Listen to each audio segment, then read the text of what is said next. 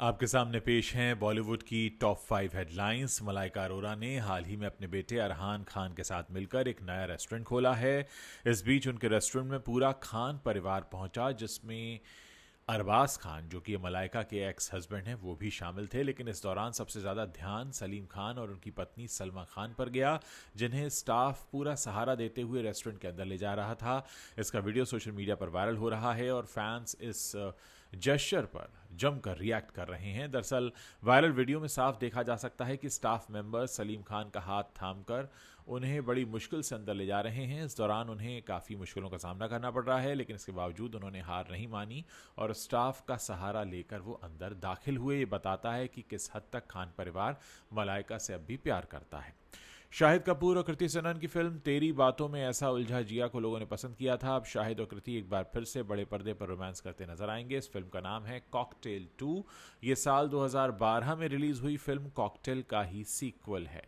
दीपिका पादुकोण और सैफ अली खान की film cocktail तो आपको याद ही होगी, जिसमें डायना पेंटी भी नजर आई थी। इस फिल्म में तीनों का लव ट्रायंगल दिखाया गया था और इस फिल्म के गाने भी उस वक्त काफ़ी चर्चा में रहे थे। अब 12 सालों के बाद कॉकटेल का सीक्वल बनने जा रहा है, लेकिन इस फिल्म में सैफ अली खान और दीपिका पादुकोण दिखाई नहीं देंगे, बल्कि शाहिद कपूर और कृति सेनन इसमें रोमांस करते नजर आएंगे। और पिंक विला की एक रिपोर्ट है जो बताती है कि कॉकटेल की अगली कड़ी कॉकटेल 2 में जो डायरेक्टर होंगे वो फिर से होमी अदजानिया ही होंगे। इस फिल्म में शाहिद और कृति दिखाई देंगे और कहा जा रहा है कि पिछली फिल्म की तरह इसमें भी एक लव ट्रायंगल होगा और साथ ही ऐसा भी है कि इसमें रश्मिका मंदाना भी दिख सकती हैं। जी हाँ, जो इस समय सबसे पॉपुलर एक्ट्रेस बनी हुई हैं। कल की 2H98 एडी के बाद प्रभास अपनी अपकमिंग फिल्म राजा साहब के जरिए दर्शकों का मनोरंजन करने के लिए एक बार फिर से तैयार हैं। राजा साहब एक हॉरर कॉमेडी फिल्म है और इसको मारुति ने डायरेक्ट किया है।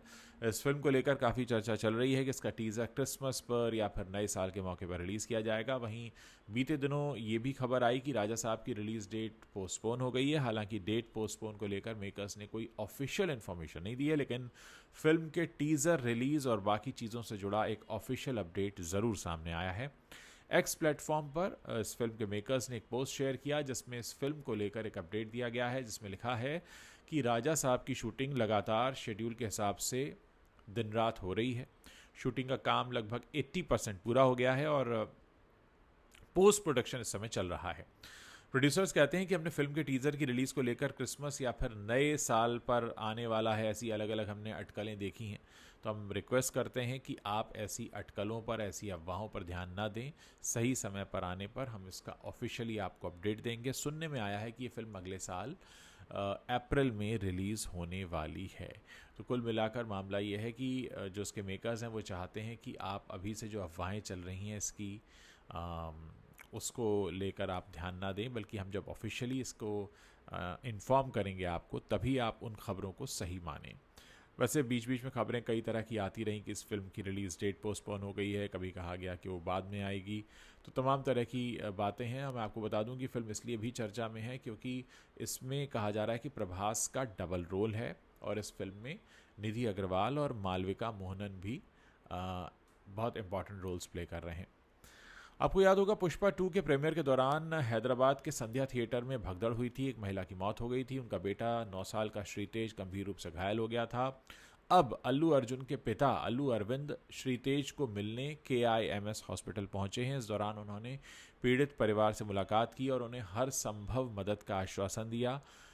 मंगलवार के दिन शहर के पुलिस कमिश्नर भी उनके साथ थे। तेलंगाना सरकार की जो हेल्थ सेक्रेटरी हैं डॉक्टर क्रिस्टीना, वो भी उनके साथ थी और आप जानते हैं कि पहले ही 25 लाख रुपए का मुआवजा दिया जा चुका है।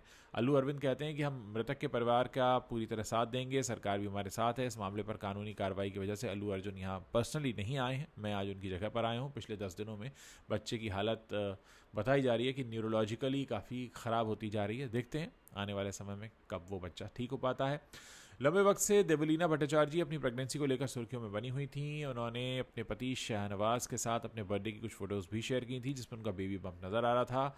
फैंस इस बात को लेकर काफ़ी ज़्यादा एक्साइटेड थे कि देवलीना को बेटा होगा या बेटी, लेकिन अब फैंस का इंतज़ार ख़त्म हो चुका है और देवलीना भट्टाचार्य जी के घर पर खुशियों ने दस्तक दे दी है। देवलीना ने बेटे को जन्म दिया है। देवलीना और शाहनवाज ने सोशल मीडिया पर यह खुशखबरी अपने सभी फैंस के साथ शेयर की। शेयर किए गए पोस्ट में नए नए मम्मी पापा बने कपल ने अपनी खुशी जाहिर की है। कपल के फैंस भी इस बात से काफ़ी खुश हैं और उन पर प्यार बरसा रहे हैं। साथ ही लोग बच्चे को भी आशीर्वाद दे रहे हैं। उधर फिल्म जवान का एक डायलॉग बहुत पॉपुलर हुआ था, बच्चे को हाथ लगाने से पहले, बेटे को हाथ लगाने से पहले बाप से बात कर। और अब जब समीर वानखेड़े ने एक इंटरव्यू दिया है तो उनसे इस डायलॉग के बारे में एक सवाल पूछा गया। असल में जिस वक्त जवान फिल्म रिलीज़ हुई थी उस वक्त सब लोगों का ये मानना था कि ये वाला जो डायलॉग है वो शाहरुख खान ने इस फिल्म में इसीलिए रखवाया है क्योंकि वो इनडायरेक्टली समीर वानखेड़े से कुछ कहना चाहते हैं। आपको मालूम ही होगा कि आर्यन खान को किस तरह से एक रेड के दौरान पकड़ा गया था और उन पर ड्रग कंजम्पशन के इल्ज़ाम लगे थे, बाद में उन्हें कोर्ट ने क्लीन चिट दे दी थी। खैर, अब बहुत समय बाद जब समीर वानखेड़े से सवाल पूछा गया तो समीर वानखेड़े ने कहा कि पहली बात तो ये कि मैं हिंदी फिल्में देखता नहीं हूँ, दूसरी बात यह है कि जो बेटे और बाप ये जो शब्द का इस्तेमाल है बहुत ही थर्ड रेट ये लैंग्वेज है, मैं इस तरह की लैंग्वेज पर ध्यान नहीं देता और मैं इस तरह की चीज़ों को बहुत ही लो स्टैंडर्ड मानता हूँ। तो एक तरह से उन्होंने जवाब भी दे दिया समीर वानखेड़े ने और ये भी कह दिया कि वो ऐसी फिल्में देखते भी नहीं हैं और अगर इस तरीके की लैंग्वेज इस्तेमाल की गई है तो वो हमारे देश की संस्कृति का सही परिचय नहीं देती है। तो ये खबर एक बार फिर से अब तैरने लगी है कि क्या समीर वानखेड़े और शाहरुख खान के बीच जो तल्खी आई थी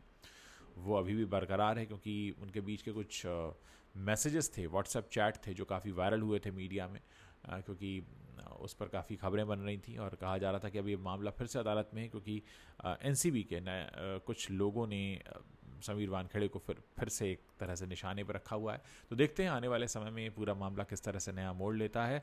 उधर पुष्पा को लेकर खबरें आ रही हैं कि 14 दिनों में लगातार इसने रिकॉर्ड तोड़ने शुरू कर दिए हैं और स्त्री 2 जो इस साल की सबसे कामयाब फिल्म मानी जा रही थी, जिसने करीब 597 करोड़ रुपए के आसपास का बिजनेस किया था, अब उसके रिकॉर्ड को तोड़ दिया है पुष्पा 2 ने और करीब 600 करोड़ रुपए का उन्होंने मार्क जो है क्रॉस कर दिया है। तो कुल मिलाकर पुष्पा 2 जो है वो लगातार तेज़ी से आगे बढ़ रही है और उसको देखकर सबको ये लग रहा है कि हो सकता है बहुत जल्द ये दंगल का रिकॉर्ड भी तोड़ दे जिसने 2000 करोड़ का मार्क क्रॉस किया था। उधर आमिर खान बड़े सदमे में हैं क्योंकि बड़ी कोशिशों के बाद भी लापता लेडीज़, जिसका उन्होंने नाम भी बदल दिया था, लॉस्ट लेडीज़ कर दिया था, वो उसे अभी तक ऑस्कर की रेस में बरकरार नहीं रख पाए और ऑस्कर की रेस से बाहर होना पड़ा है इस फिल्म को। जो आखिरी 15 फिल्में शामिल की गई थी उस लिस्ट में लापता लेडीज़ ने, जिसका नाम बदल के लॉस्ट लेडीज़ किया गया, ये वहाँ भी जगह नहीं बना पाई है। तो आमिर खान फ़िलहाल मायूस हैं, उदास हैं और उधर उनकी फिल्म दंगल का जो एक बड़ा सा ह्यूज रिकॉर्ड बना हुआ है वो भी टूटता हुआ दिखाई दे रहा है। कहते हैं कि अगर 15 दिन और चल गई पुष्पा 2 इसी तरह से थिएटर्स में तो दंगल का रिकॉर्ड भी वो तोड़ देगी। तो ये वो कुछ प्रमुख खबरें हैं, टॉप हेडलाइंस हैं बॉलीवुड की जो समय खबरों में छाई हुई हैं। अगर आपको वीडियो पसंद आया हो तो अपने दोस्तों के साथ इसे शेयर करना मत भूलिएगा।